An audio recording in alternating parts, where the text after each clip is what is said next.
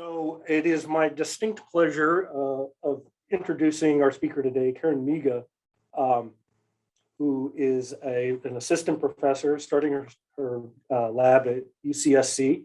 But she has, but despite having just now starting her lab, has actually done quite a bit of really cool stuff.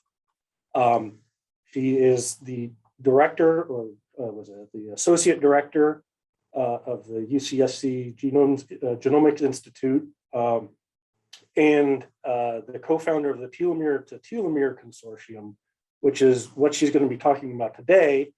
And this is actually a very big deal because despite 20 years since the first initial publishing of the human genome, it's been incomplete. And her work is now filling in those gaps. And so my hope is that we'll be able to really hear what all the things that we've been missing. So prior to that, and this is actually how I know Karen, she was a visiting scientist here in Rosanna Risquez's lab, in my lab space as well. And it just happened to be very fortuitous that she walked in a few months ago to tell us that she was moving back down to UCSC. And I was like, I know who I want to give a talk. So then prior to that, she was a postdoctoral fellow at UCSC as well, and then a graduate student at Duke. Apparently at the same time I was at Carolina. And so my hope is that we are going to learn some very cool things about the human genome that we never knew before. So please take it away. Wonderful. Thanks, Scott, for that introduction. And thanks everyone for the opportunity to present on behalf of our Telomere-to-Telomere Consortium group. This is a big group and it's a ton of information, and I'm just really pleased to present on behalf of the team. And as mentioned, I have a special place in my heart for UW Pathology. I was a visiting scholar in Rosanna Risk Lab, and some of the earliest papers from the Telomere-to-Telomere Consortium, where we aimed to complete a complete X chromosome, actually was in partnership with her group. So this is building from my time there at UW as well. So since I was a graduate student, my research program has been very broad and an interest in genome biology and function. And then, at least for the human genome, in order to make these types of connections, we have a dependency really on the reference genome.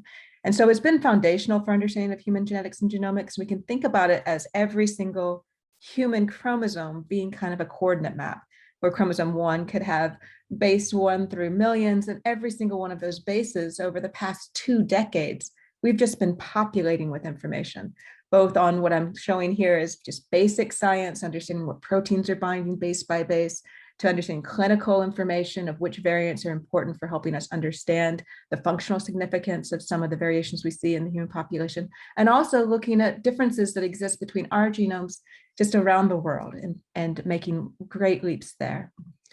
However, for the past 2 decades, it's been pretty well known in the human genetics and genomics field that this reference map has been incomplete. And when I say incomplete, the estimates that we started off with were about 8 to 10% missing. And although we knew that this genome reference was celebrated as being finished back in 2003, this finishing accolade was really to the 99% of the euchromatic regions, or the parts that are typically gene-rich. And this earlier effort intentionally excluded the heterochromatic regions that we know are highly repetitive in the genome. Here, I'm just trying to show you a chromosome cartoon here to really illustrate the regions that we're missing. In some cases, entire acrocentric short arms, centromeric regions, duplicated gene families, many of which are associated with these segmental duplications, and the subtelomeric regions. Now, the reason why these parts of our genome have been missing for 2 decades is probably super clear to everyone on this call. It's more or less the repetitive regions have been posing the difficulty for the assembly algorithms to actually traverse through. And here I'm trying to give you an example by focusing in on the human centromeres, which we know are composed largely of these tandem repeats or satellite DNA. In other words, you can imagine taking a stretch of sequence here and organizing it in a head-to-tail orientation for millions of bases. And that's the type of challenge that we were up against when trying to complete a human genome. And the reason why this is important has been known to cytogeneticists for many, many years. This is kind of taking a glance at chromosome 9 in particular, where I'm showing you this massive densely and darkly staining human satellite DNA, where we're starting to see these large changes of copy number that exist in the human population. And just one more slide to really bring this all home is that we know a lot of the regions that were gapped for decades are fundamentally important to understanding cell biology. The centromeres, of course, is where I launched in. We know that these sites, although repetitive, are important for our understanding of how these chromosomes divide during mitosis and meiosis. We also are missing information about the rDNA sites, or all of the sequences that are involved in constructing the ribosome, and that really gives us some information about protein translation. As I illustrated on the prior slide, we have these densely stained regions. These are constitutively heterochromatic, and we know based on a number of studies now that these regions are late replicating, bind their own special set of proteins, and are localized in a very unique way in the cell. And that's an interesting genome biology that we've been overlooking for a long time. And we also know from pioneering working look at the segmental duplications that these expansions and contractions of gene families and pieces of our genome can lead to genome instability and also genetic novelty. So overall, there's interesting and important biology that's part of our human genome that has simply been excluded for studies because they were absent on our initial maps. So this was really the call to action for the Telomere-to-Telomere Consortium, of which I'm showing kind of the faces of the folks I'm representing today. I want to emphasize that this is an open, community-based effort with kind of a very focused goal on completing a human genome. And I want to, at the beginning of my talk, really credit some of the leadership in this. Both Adam Philippi and Evan Eichler here at the University of Washington Genome Sciences have been instrumental in kind of leading this effort to the end. I also want to emphasize that there is no funding announcement for this effort. This was a team of volunteers who organized on a virtual platform during a global pandemic, and it has been a complete joy of my career to be able to work with a range of talent, anywhere from first-year grad students all the way to experienced PIs who were influential in the first release of the Human Genome Project. So the work I'm going to be describing today is really building from our recent preprint release. The one in particular that I'd like to give a highlight to is our announcement of a complete human genome. This is using the CHM13 version 1.1. Also the 5 companion papers, which go into more greater depth about the biology we're finding with the release of this new sequence. But to give you kind of that top level view of where we're going, essentially we're announcing over 200 million bases of sequences that had been missing previously from HD38 or our last human reference genome. We're introducing thousands of new genes, hundreds of which are protein coding. And throughout it all, we've been trying to maintain a very modernized consortium in the sense that we're instituting open data sets, documented GitHub, reproducible workflows, and early access preprints to engage with the community. Overall, our effort here, we're hoping will kind of merge into something even more spectacular in the sense that we're hoping to set standards for the community moving forward for how to reach complete genomics. And that's something I'm going to touch on at the end of my talk as we start moving outside of CHM13 and start talking about other human genomes. So the cell line that our consortium initially started with has a long history as a complete heterodyne mole and the resources that had been constructed prior to us coming on the scene by Evan Eichler's team. I want to credit on this slide Avershi Sarti, who was the researcher who developed this particular line. Essentially, complete heterodyne moles, for those of you who are not familiar, are human genomes, but they're from a very specialized early development event. Essentially, you can think of this cartoon I have at the bottom where you have an egg cell or where the maternal genome is lost. And this can happen either before or after fertilization. The paternal genome is then introduced and goes through a round of duplication. And the reason why this is very useful is that if you imagine the chromosome red being the maternal genome and blue being the paternal genome, if you look at the centromeric regions, they may have identical, if not very near identical, yellow repeats. And the red chromosome may have a different copy number than the blue. So it's a special exercise to be able to confidently assign these repeats to their respective chromosome using short read data or even mid-length data alone. However, using this very specialized cell line where we have a duplicated paternal chromosome, this greatly simplifies the assembly challenge. However, I really want to emphasize that even though it's effectively haploid, we are working with a diploid line. This is the karyotype of CHM13, where you can appreciate that we're looking at a 46XX karyotype.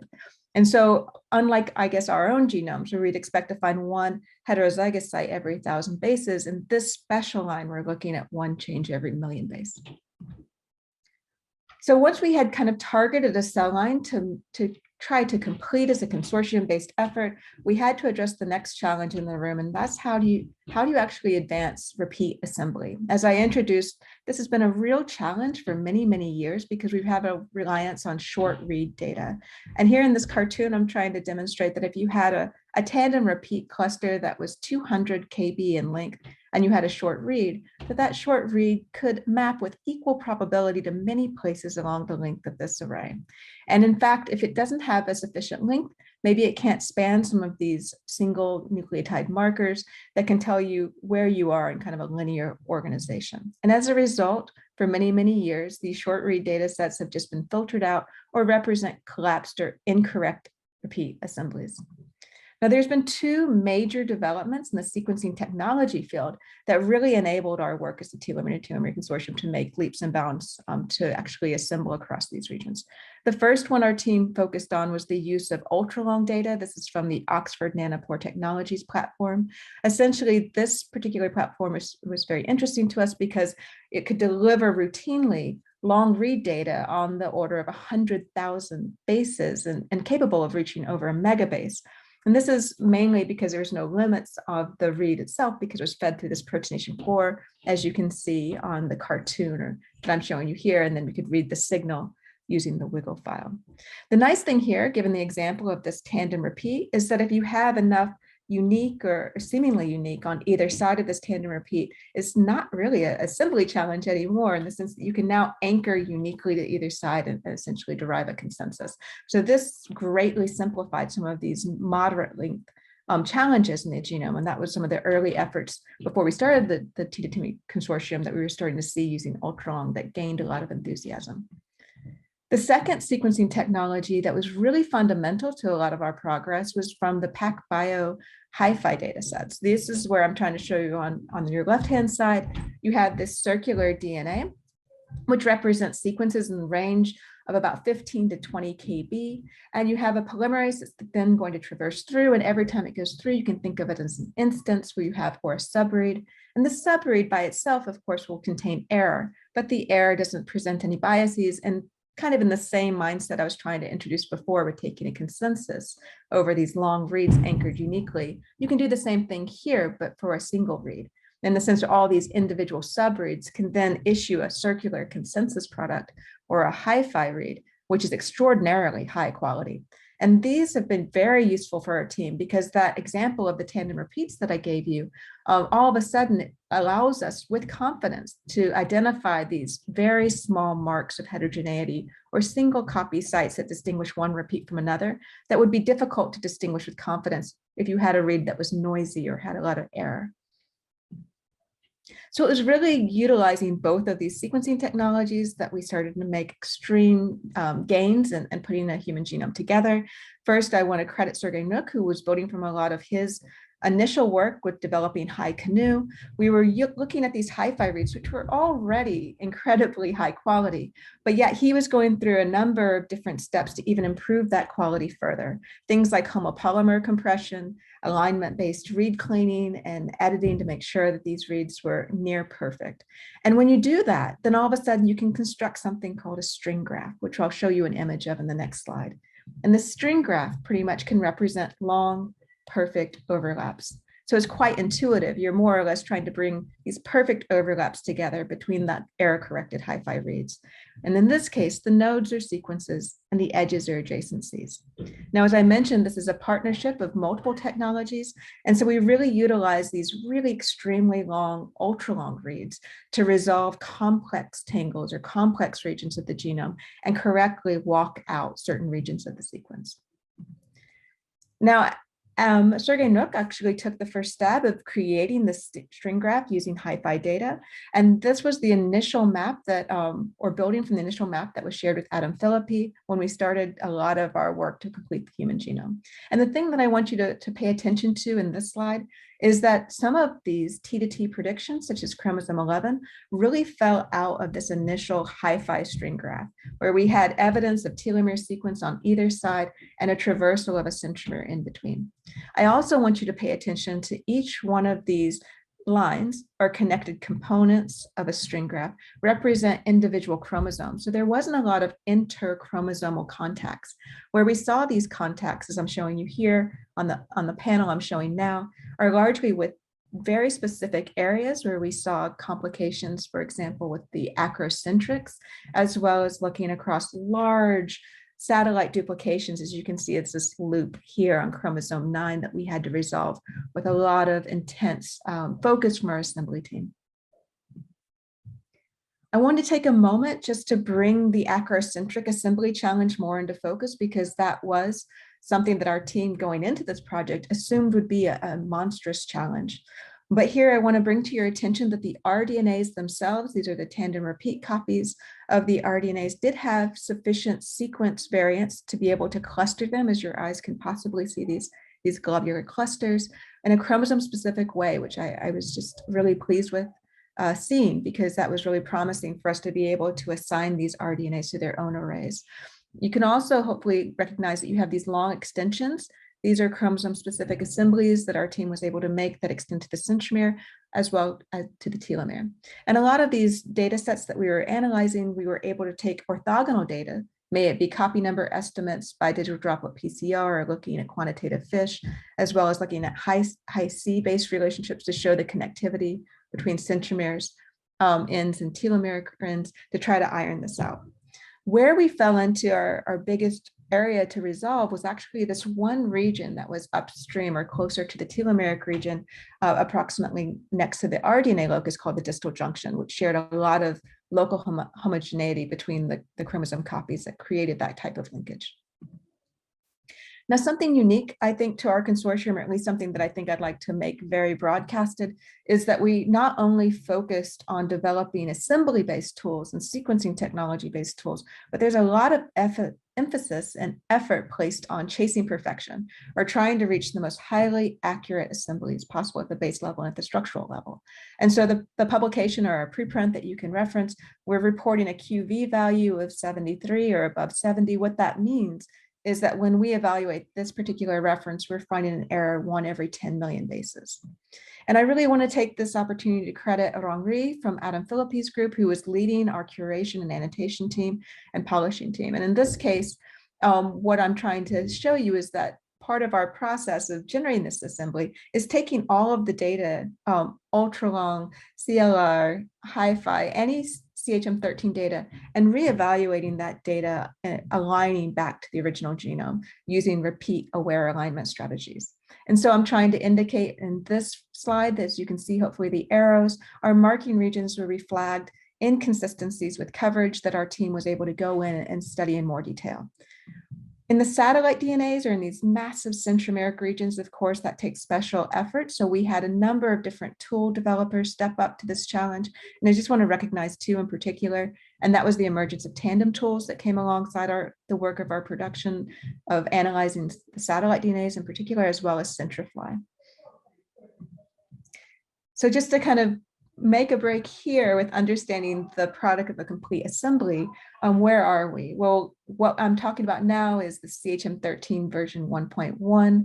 We have 23 chromosomes, so we are excluding the Y in this discussion because we have an XX complete heterodymal mole that's based on the biology of the complete heterodymal moles. We have no unlocalized, no unplaced. We're estimating the size of the genome to be 3.055 gigabases and no gaps. As I mentioned, this is T to T. And the quality here that I just mentioned is estimated 1 error over 10 million bases. We have introduced over 200 million bases and roughly 2,226 new genes and 115 that are protein coding. What I'm showing you here is kind of a breakdown of where these new bases are coming from.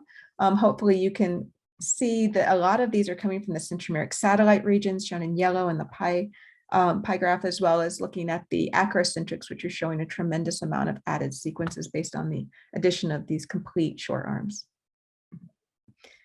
So this is the fun part, at least for me, is now that we have this complete reference, what can we learn? What can we discover in terms of new genome biology? And as I just mentioned, one of the biggest flags of accomplishment here is releasing entire chromosome short arms that were missing previously in our human reference assembly. And as I'm sure all of you are well versed, these short arms have a trend in the sense that they all have this rDNA array, as well as this kind of region that extends from the rDNAs to the centromere and from the rDNAs to the telomeric regions. In introducing these 5 new arms, what I'm talking about in the next couple of slides is introducing roughly 66 million bases of new sequences. And the majority of these coding and non-coding regions are being represented in these short arms. So when I talk about the high resolution genetic and genomic study, what I'm doing here is giving you kind of a screenshot of some of our annotation that we've released to the public through our genome browsers. But essentially, our Centromeric satellite team stepped up and tried to do a lot of a satellite characterization, as you're seeing in this multicolored band, that I don't have the bandwidth to go into great detail, but I'm happy to field any questions people may have. In addition, we had a whole team dedicated to gene annotation, and we've been able to annotate both coding, pseudogenes, and non-coding genes. Using iso-seq data, RNA-seq data, we were able to estimate expression through these regions. And using the nanopore reads, which I'll talk about briefly, we were able to estimate methylation across these chromosomes. The 2 points that I really want to make on this particular slide is that we were able to do comparative analysis across the different acrocentric arrays. What we're finding is the interchromosomal identity is extremely high at 98.7%. But interestingly, 96% of the sequences found on the acrocentrics are actually found elsewhere in the genome. As I mentioned, this is kind of giving you more of the lay of the land of the satellite structure in the acrocentrics. The stars are all marking the sites that our Centromeric satellite team and our epigenetics team had marked the site of kinetochore proteins and dips and methylation, as well as we've been doing characterizations on the satellites. So hopefully you can see that there are some really big differences here on chromosome 13, where we have an expansion of human satellite 1, and chromosome 15, where we see this massive expansion of human satellite 3.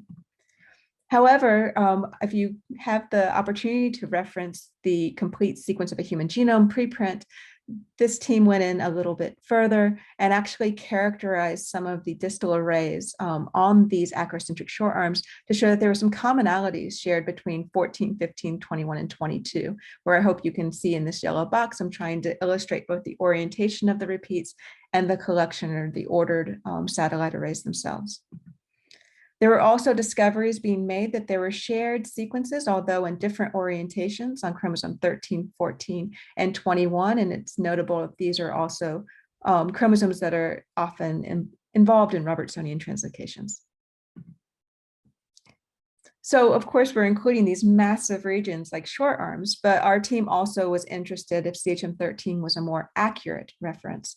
So to do this, we did a lot of assessment, taking the previous assembly, which is HG38, versus our new issued assembly, which is CHM13. And to do this, this is the work led by the T2T variant team, which I'm kind of highlighting a lot of those heavy contributors here in this slide, by utilizing the Anvil platform to remap all the 1,000 genomes data to both HG38 and CHM13. So what we're talking about is looking at short read alignments. This is 30x coverage of Illumina data across 26 global populations representing more than 3,000 individuals. And when they did this, they found that, in fact, if you were to compare CHM13 versus HG38, shown in orange and blue, that across the board, we were seeing improved mapping using CHM13. And when you have this type of improved mapping consistently between all of the different larger populations, as I'm breaking them down here. The nice thing here is you can make more accurate variant calls. And by doing this, we could identify over 100,000 variants that were likely false positives when folks were mapping strictly to HG38, and also more than 2 million new variants that could be found by using the CHM13 reference. A really nice example of why we're finding this type of improved variant calls can be illustrated here. This is looking at a gene family that was only represented 9 times in HG38, but in the CHM13 reference, we're finding that actually should be represented 23 times. And so if you only had if you had 23 copies of a gene, but only 9 copies in your reference, intuitively, you're going to realize that these copies, these paralogous copies, are going to inappropriately line up on the references where they best fit. And that's what I'm trying to show you in this slide, where you have the multiple colored bands showing that you have multiple alleles mapping to this locus. And in CHM13, hopefully your eyes can see that this type of allelic frequency goes down tremendously because each one of these reads now are finding their true home. I want to emphasize that this map of duplicated genes is not specific to the acrocentrics, which is the gene family I was just introduced on the prior slide, but thanks to the pioneering work from Evan Eichler's team, notably Mitchell Bolger, who is leading the segmental duplication work, they had discovered over 81 megabases of new segmental duplications in the CHM13 genome. Here I'm just showing a figure from one of their papers where the red is really illustrating an expansion of a gene family that was identified due to the CHM13 reference. And in black and with the arrows, where we're trying to illustrate or changes or structural rearrangements relative to HG38. Also utilizing this map, we had Ariel Gershman, who I'm highlighting here, and Winston Temp from Johns Hopkins University, step up and ask about complete epigenetic maps. This is really taking advantage of this ultra-long sequence data. Once again, as I'm trying to show in the cartoon on your far left, if you read these long read data through the pore, you can begin to not only predict the base calls, but any DNA modifications that may exist on the DNA as it passes through. And you can do this with exquisite sensitivity, and you can also mine heterogeneity. And it has the advantage of having these really outstanding long DNA fragments. And this allows you to traverse the repeats. So if you're looking at something like a gene, as I'm sharing with you here, you can imagine the gene body has a methylated signature, but the site of transcription is expected to be hypomethylated or unmethylated CPGs. And that's what I'm hoping your eyes see here, with the unmethylated CPGs shown in blue and the methylated CPGs shown in red. So now utilizing this, both the pairing of the study of gene family expansions and new added sequences, as I shared before, we can begin to merge these two groups to study not only the genes themselves, but their epigenetic regulation, which I really love this part of the study, where these gene families that were once kind of left off of the methylation and expression profiles can now be studied if they're transcribed, if they have moderate transcription, if they're high transcription relative to the rest of the genome, as well as their methylation status. Another discovery that I thought was really fun is when we first got these CHM13 references, we did what every common genetics and genomics team would do. We ran repeat masker to try to identify where all of the repeats and annotated regions are. And one really cool thing was that we found there were regions on CHM13 that were just blank in terms of repeat masker. And so we got quickly together, organized a team of repeat discoverers led by Rachel O'Neill and Savannah Hoyt that I'm showing you here, where we were able to identify 5.5 million bases of new repeat predictions. And this is a really fun slide again, because it illustrates 2 points. One is the identification of completely new repeats that were not part of HG38. Here I'm showing you something called a composite repeat, where you have kind of, I hate to say Frankenstein, but a merger of many different repeat types that forms a unit, and then that unit's repeated over and over and over again. And when you partner that information with the methylation maps, we're able to see new regions, such as this methylation dip region, or MDR, that had never been identified before, because you just can't reach these regions with short reads. Of course, perhaps closest to my heart is the characterization of centromeric regions. My entire career has been based on building better genomic tools for centromeric regions. And so having this one slide summarize a tremendous amount of work, it has just been breathtaking, to be honest, to be part of this consortium. Here, what I want you to see is not only that our team has kind of leaned in to create high detailed annotation maps of sequences that had never been seen before, but that every single human centromeric region has what you'll see as a dark red. This is the alpha satellite that we know serves as the substrate for kinetic core formation, or where the centromere is expected to be. But also we have these very long regions, such on chromosome 1 and chromosome 9, which are the classical CATTC or pentameric enriched satellite sequences that we have the very first maps that were highly underrepresented in the prior assemblies. Nick Altimos, who is the lead author on our SynSat paper, I love this quote. He was quoted in the New York Times saying, having these maps was similar to how we think about seeing images of Pluto for the first time from the New Horizon reports, in the sense that before we were just looking at this kind of pixelated image, but now we can see craters and color and contour. And that's, I think it's a new day for the Centromeric community. We've dedicated a ton of time, and I'm mainly using this slide to illustrate that, to really flag not only the names of the satellites and their orientation to one another and their subfamily structure, but starting to build in a whole new way of talking and discussing and sharing information. Now, when we start thinking about new discoveries with centromere biology, I really want to give a lot of credit to prior studies. In particular, we had Ariel Gershman from our epigenetic team partnered with our first T2TX paper, and she had discovered that we had this centromere dip region, or regions where the CpG methylation would dip wherever along particular parts of the array. At the time, we weren't completely sure what was happening in these dip regions. So it was really beautiful work from Glenys Logsdon here at UW Genome Sciences, who's a postdoc in Evan Eichler's lab, who did a focus study on telomere-to-telomere chromosome 8 that demonstrated that these dip regions are highly coincide with the regions of centromere protein A, or this inner kinetochore protein that we know is key to kinetochore assembly.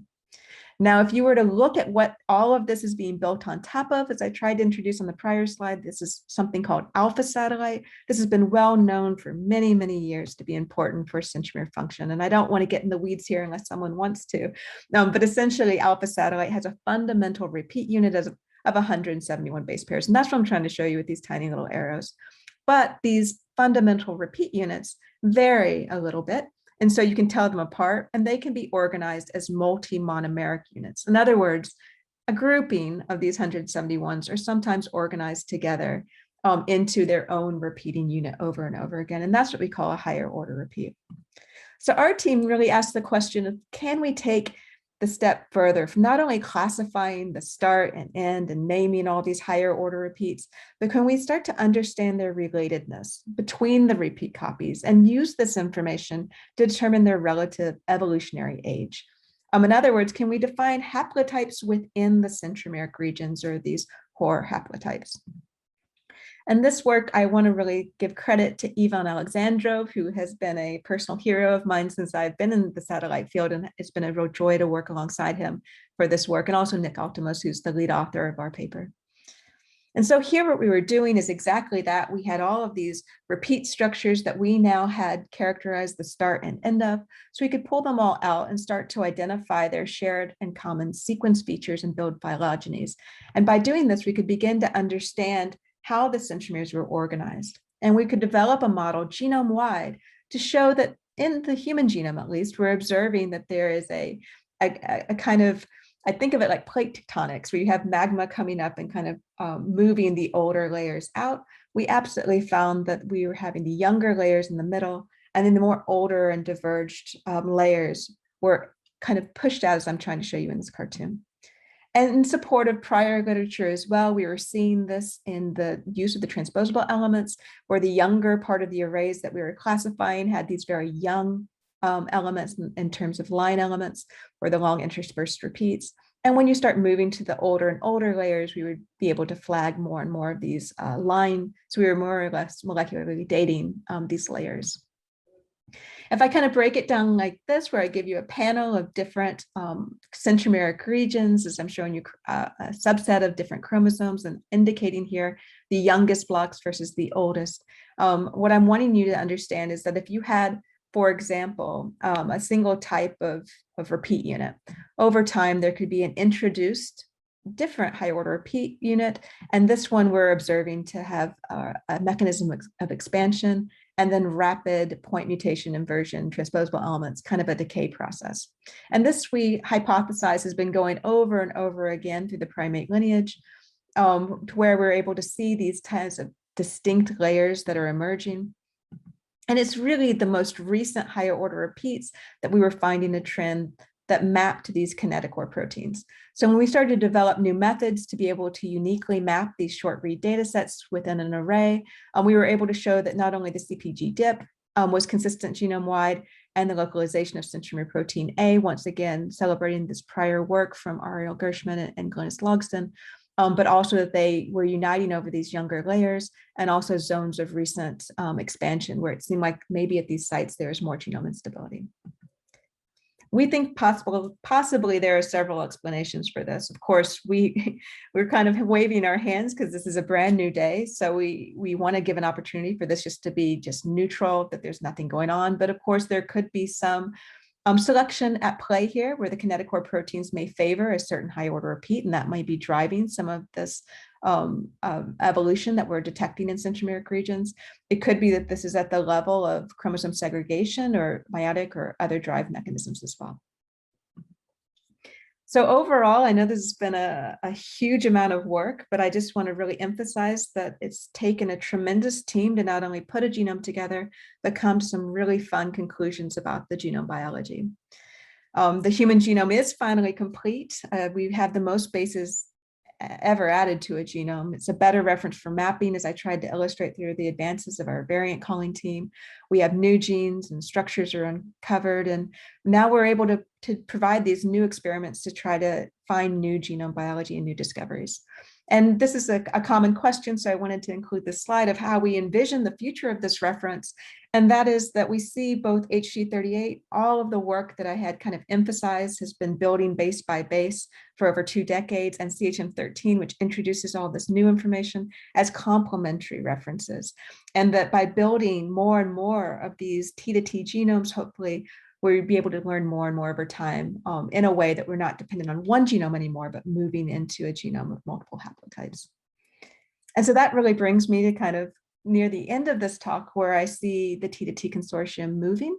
Essentially everything I've told you so far has been focused on this effectively haploid T2T genome, focusing resources on this complete heterochromal cell line. However, our team is actively trying to break down the next 2 technology barriers. The first one is to reach more complete diploid T2T, as well as a technology barrier to make that process routine and make it to a stage where we can reach thousands of T2T diploid genomes, to where everyone listening to my talk right now could have access to their own T2T genome if they wished. And to do this, we've formally paired with another consortium-based effort known as the Human Pangenome Reference Consortium. So I wanted to give a few slides dedicated to this effort. Essentially what I've been talking about at the beginning of my talk was the T2T's effort to really finish a human genome. However, there's another dimension here that needs to be recognized. The CHM13 reference, once again, represents an individual, one individual genome, one that we know is of European ancestry. This is also a problem for HG38 because we know that HG38 represents a single, largely genomic information from a single individual, and it does not adequately represent global and genetic diversity. And this is a challenge because if we were to take a census, for example, or an estimate of global populations, perhaps using these labels that were used by Martin et al. Back in 2019, you can see that we have a very different proportion of individuals in the population on the scale of global representation than we do in our genetic and genomic databases. Where here I'm trying to show you individuals in GWAS studies where it's largely European. And this has a real effect in how we are able to service and provide a reference that best offers a reference for communities throughout the world that may not have the same European ancestry background. So this was another call to action. So we've already talked about completing a human genome, but this is the completion of a human genome in the scope that we want to improve the representation of sequence diversity of the human population. And the Human Pangenome Reference Consortium is trying to do this within the scope of about 350 diverse humans. We are excited to pair up with the Telomere-to-Telomere Consortium because there's a shared vision that there's tons of information here if we can reach complete and comprehensive maps of genome variation. And in doing this, we've now met a new exercise of sequencing and assembly and QC technology development where we need to develop new reference data structures and foster a new ecosystem of tools. I want to just use this slide to indicate that this is largely being housed here at my home at the UC Santa Cruz Genomics Institute, but this is a tremendous amount of work with a lot of partners at play. And to do this, we've been building a tremendous amount of production capacity for a lot of long read sequencing and assembly. But essentially every single human, hopefully, that is part of this emerging human reference map will have the same type of advantage of more complete representation. Here I'm trying to show you phased assemblies where you have the gray could be the maternal and the black here would be the paternal representation. And if you do this across enough individuals, you can begin to build a data structure where you can study the places where they share a haplotype and places where they differ. Our initial estimates have really been celebrating the open data science sharing opportunities and consents of 1,000 genomes and the availability of LCL lines. Here I'm just showing you the breakdown of the individuals, the first 100 that are included in our study. However, we're actively engaging with global pangenome partnerships here to try to expand the breadth of diversity. So I'm going to end here saying, the excitement here is really moving into a new era of complete genomics, and that we're hoping that our Telomere-to-Telomere Consortium work is kind of moving the world, if I can give us credit for doing such a dramatic thing, into an exciting space where we think of complete genetics and genomics as being more of the standard or the norm. And the hope here is that if that's the case, that we'll have an ability to study variants and advance healthcare in a more comprehensive and complete way. We'll be able to understand human sequence variation and evolution through a lot of these repeat regions that we know present a lot of really biologically important information and variability, then also expand our understanding of comprehensive genome biology and epigenetic regulation. So with that, I'll end my presentation with a credit once again to the faces of our team who have contributed their time and energy and scientific talents to make this consortium a success, and also to recognize the many people who are involved in our continued effort with the T2T to reach a more accurate and complete human pangenome reference. And with that, I'll take any questions. Well, that was a fantastic talk. I really appreciate it. It's very cool. I imagine there are quite a few questions, certainly more than there are answers in this talk. Well, I'm going to take host prerogative and ask you a quick question. Has any work been done, or are you in the process of kind of taking some of the new sequences that are being seen and mapping them onto like the 3D genome, and how much those play with? I mean, they clearly are important for chromosome assembly, but like, what about just hanging out in the cell when it's sitting there doing cell things? I would love to say stay tuned. We for sure we were hopeful that we would have a biological story that we could have included in our preprints. However, we wanted to make absolutely sure some of the signatures and signals that we were seeing using the short read Hi-C data were real. And what we felt we would benefit from, and what we haven't incorporated yet as a community, is kind of a more robust long read strategy. We are talking about implementing PORC, which I know has been released into the public as well. But I think having something like that will create more confidence in some of these regions and connectivities that we're seeing at the level of the 3D nucleosome.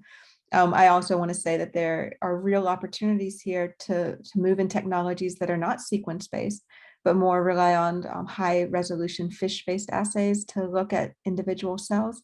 And that's something, too, I think we're really excited as a consortium to pair with key developers in the space like Brian Bellevue at UW and Genome Sciences. Let's see here. Are there any hands up? Oops.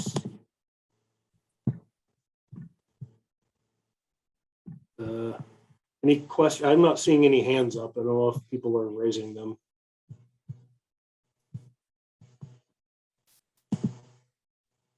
Oh, I see Christine. Oh, yeah. Okay. Yes. Christine, go ahead. Hi, Karen. So it was a great talk. I heard it wasn't once, but that's okay. I always enjoy it. Thank you. I was wondering about the neo-centromere, so the chromosomes that are like acentric chromosome to start with, and then they segregate anyway. So do you think they were missing repeats when people looked at these sequences at the neocentromeres? Right. So then for those of you who perhaps aren't familiar with the term neocentromere, this was an exciting discovery that took place, I want to say over a decade ago, but there was a lot of innovative work from Andrew Chu's lab as well as Peter Warburton that were describing places where kinetochore proteins were forming along the links of the chromosome that were not associated with alpha satellite DNA. It was kind of one of these moments for a satellite DNA biologist to sit back and say, oh, you know, this is an epigenetic definition of a centromere. The nice thing about a lot of these neocentromeres is they were forming over regions of the human genome that could be assembled correctly. And so in that world, people could have, they were using neocentromeres as kind of a proxy for understanding this epigenetic organization outside of alpha satellite, which was difficult to study without the assembly and without repeat mapping. However, there were exceptions to that, notably on chromosome 8, where the region where the neocentromere was sitting was also a gap. And so this, I would encourage anyone on this call to go back and read some beautiful work from Glynis Logsdon and Evan Eichler's group, which published on the telomere-to-telomere chromosome 8, where she actually did a really nice study on that neocentromere location and was able to fully characterize the tandem repeat class that was in that region and also looked at the methylation profiles that were there. But I think for the neocentromere question, most of the regions that are being used for neocentromeres may not have a trend in terms of these types of tandem repeat classes. However, it'll be interesting as we go forward and we start to have more and more humans and more of these centromere proteins queried to start to assess how common neocentromeres actually are. And if they are popping up on our radars as we start to have these broader scope studies, are they trending with these sites that are more repetitive? And if so, are there trends with the repeats that are typically associated with neocentromeres? And I think that's an exciting space that I hope we get to in the next 5 years. Thank you.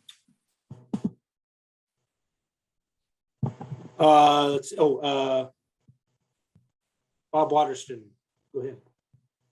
Hi, Karen. Fantastic talk. And it's just a dream come true to see whole genomes being put together. It's just fantastic to see. On the centromeres, did you talk about the time scale that this was happening on?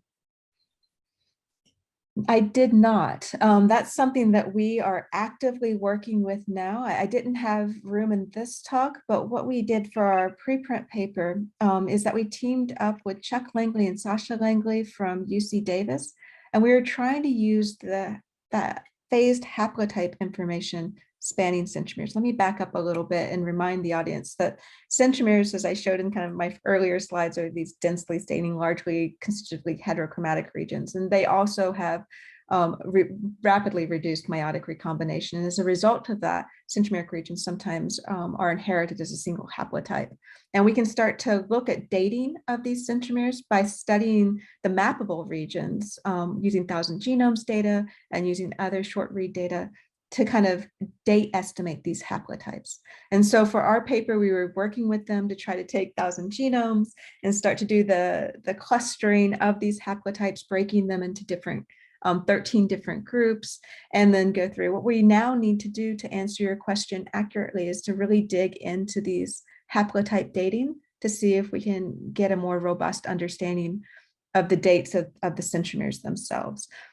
With that being said, if you were to look at an individual array, as I was trying to illustrate with the HOR-HAPs, that's really getting at that granular information. That if you look across a bunch of different humans on haploid X's, where we do have the power to assemble and assess their accuracy, we see that there are novel higher order repeats that are being emerged or we can identify them in different population groups, which is exciting. So in that world, as we start to collect more and more information, we're hoping to be able to date those events.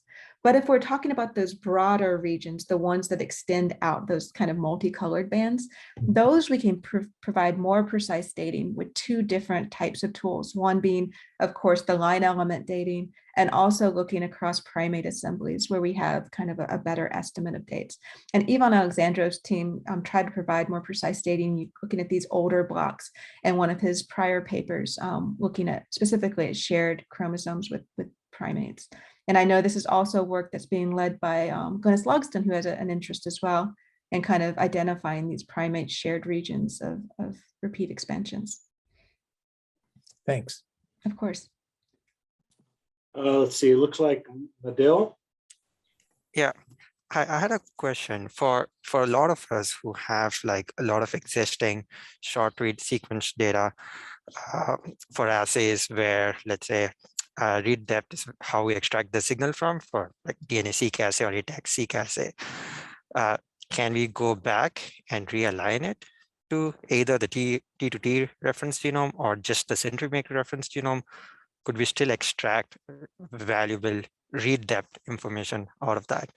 Absolutely. I would emphasize perhaps the epigenetic paper with the lead author, Ariel Gershman, as a point of reference for how to implement perhaps a short read mapping strategy using different data outside of CHM13. What I'm indicating is that they used a lot of the ENCODE data to go through and try to do a maximized alignment of how to really utilize short read data to map as much as you can to the CHM13 assembly. And a lot of their strategy and applications are all hosted on a GitHub if you want to access any of their methods.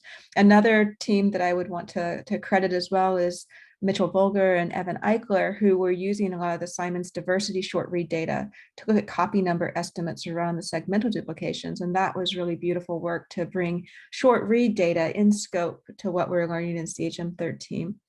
For the centromere data in particular, we were using the CHM13 cut and run data. So we were trying to get as precise as possible to map with to the actual centromeres we're deriving the cut and run data from.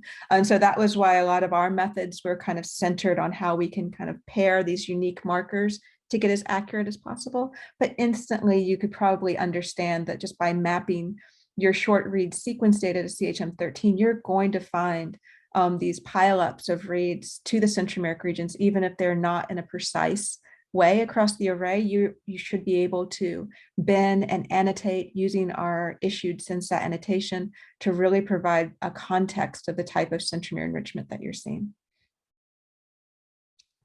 Thank you so much. Mm-hmm.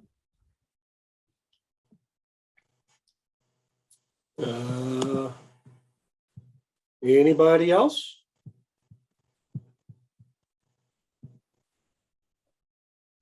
Well, all right then.